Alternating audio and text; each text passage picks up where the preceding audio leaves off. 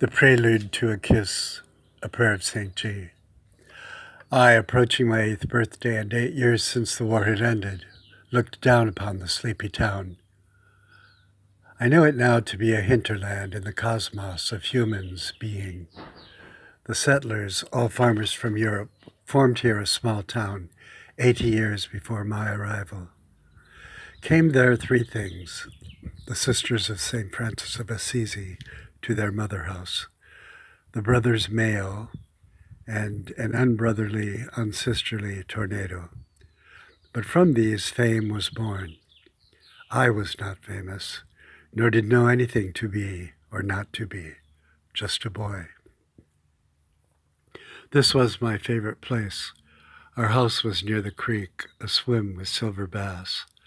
Then up the hill to Indian Heights, a spectacular caramel-colored quarry, and in the wood a tiny log cabin, put there long ago by some isolated or disgruntled settler. Upon the next knoll to the west, a sprawling convent in an apple orchard. The nuns there were my teachers. Surprisingly, I was a good student, though sickly and drawn far more to these woods than to a wooden desk. The quarry was the near inversion of the convent, as though it were plucked out of the ground and set upright to pray.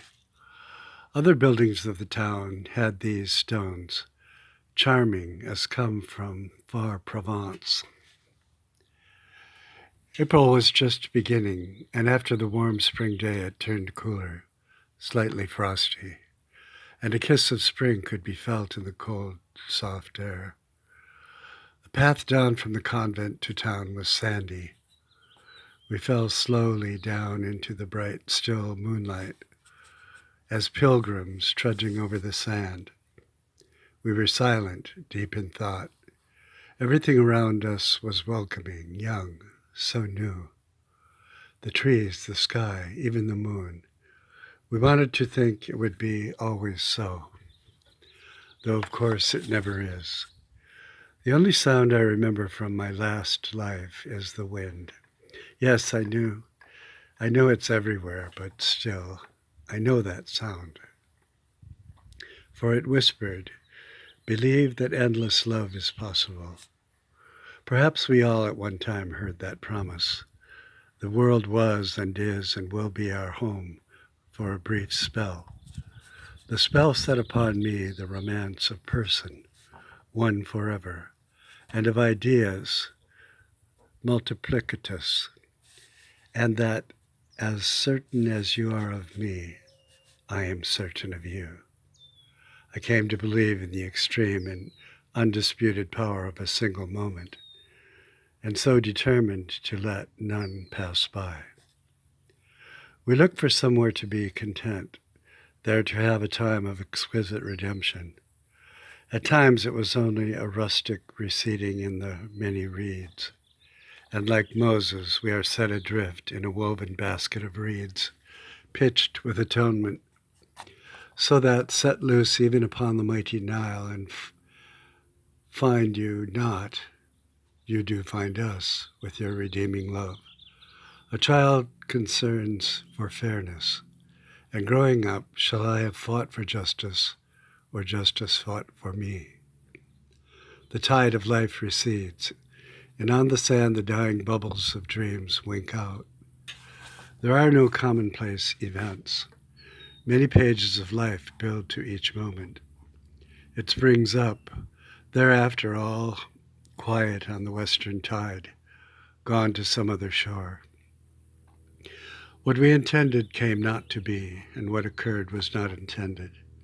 Yesterday, a faultless day for regret, and so we leave all things of it unto itself, then join the tide away, the sorriest fancies left behind. The thoughts which should have died succumb to guilty dreams of life. A boy moves on to be a man, and carries about that which should be left behind.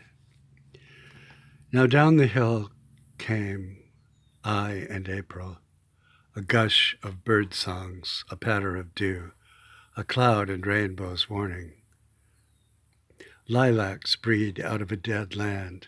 Dull roots are stirred by rains of spring. Mine fallow. A fill of whispers, full of sighs.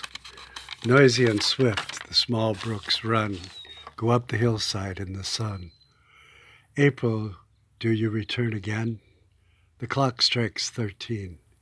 Your beauty is not enough to carry us beyond what is seen. Babbling and stirring flowers you come, an unfulfilled promise, a charlatan.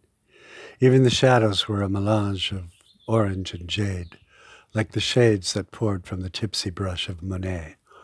All splashed out a feast of birds and buds, with pertness and swagger, a secret correspondence only we can ponder. The bullying April bruised our eyes. Ah yes, enchanted April, the prelude to a kiss. Loosely connected memories roll down the hill of youth, the past sticking in its highest demonized form. Life's sumptuous branching complexity leaves stains, but also traces of belief. And these are from that place beyond, did not occur on earth. For here we shall have drowned time in the tide of our events. And that, among the prayers not answered, came out a childish wish, like a fairy tale, like a knight shining in armor. Was there some perfect being, and whose thoughts could be lowered to us, to step nobility down, even to give crowns to us, who mightily wished for you in the night? You are so simply, my love. If I were born but yesterday, so too were you born in me.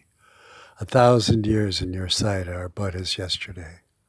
Who is the glory of Israel, who will not lie or have regret, who lived with me even there upon those hills and streams, the orchards and the April sun, and asks us, why do you keep alone?